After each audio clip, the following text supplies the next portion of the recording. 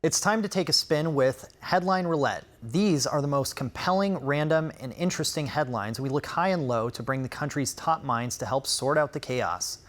Today's headline dealer is comedian and host of Ami's House podcast, Ami Kozak.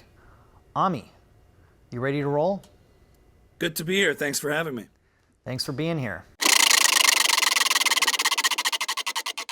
Headline number one, Karine Jean-Pierre switches affiliation to Independent, releasing new book about broken Biden White House. Yeah, I don't think you get to do this. You know, it's always so rich and funny to see all of these people coming out now so bravely to condemn what was going on during an administration. I wonder if they would have come out if Biden had won in 2024 and stayed in the race, or Kamala had won, rather. It's not a brave stance to take that in their defeat they can now come out and turn against the losing team. Yeah, this is a very convenient timing. Her and Jake Tapper both releasing these books, with this hindsight 2020 thing, as if they can just absolve themselves, wash their hands of what they subjected the country to for the last 4 years, and publicly shaming people for questioning whether Joe Biden's fitness for office. And they just get to, I don't get why they think they can just gaslight with impunity the masses. Or is it the masses' fault because they enabled them to think this way for the last 4 years, that they can just tell them anything and they'll believe it?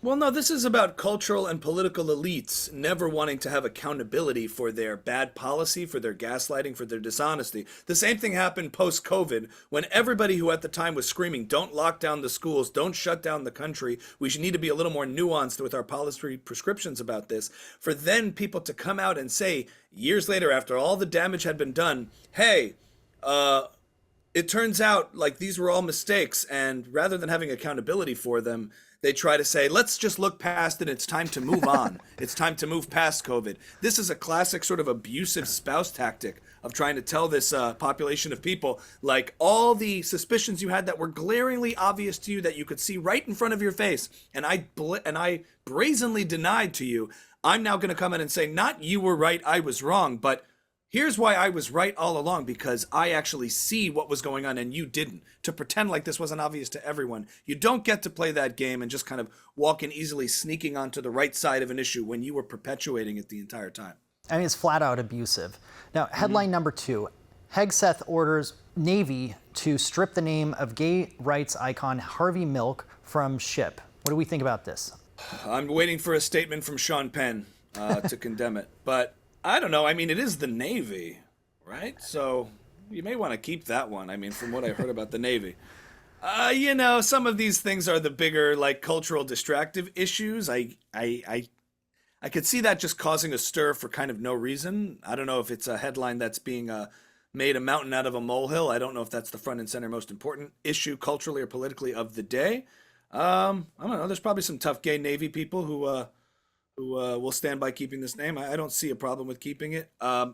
Who knows if is his removal of it motivated by that reason? Is it because it was a prominent gay politician, or what's going on there? That I don't know, but I mean, I can think of a good reason to remove him. And this little fun fact was left out of Gus Van Sant's movie with Sean Penn. Harvey Milk was very close friends with Jim Jones, the People's Temple minister in San Francisco in the 70s. And Jim Jones, there was at one point a child custody case with this couple that had defected called the Stones, and they had their 5-year-old son, John Victor Stone, abducted and taken to Guyana under Jim Jones's care. And Harvey Milk, so there was a custody battle, and Harvey Milk intervened, wrote a letter to Jimmy Carter advocating for Jim Jones and his rightful custody of John Victor Stone, trying to take these people's 5-year-old son away from them, where he of course perished in Jonestown. And that's something people don't really, I've read the letter, people don't know this about Harvey Milk. And I think if more people knew about it, yeah, I think that there would be, it'd be hard to make a case as to why some of his accolades should not be stripped posthumously. Well, that I did not know. That is some, almost sounds Alex Jones level information there. He stripped a child away and he's trying to get the child back. We need to strip this name from the boat. That's what he's doing.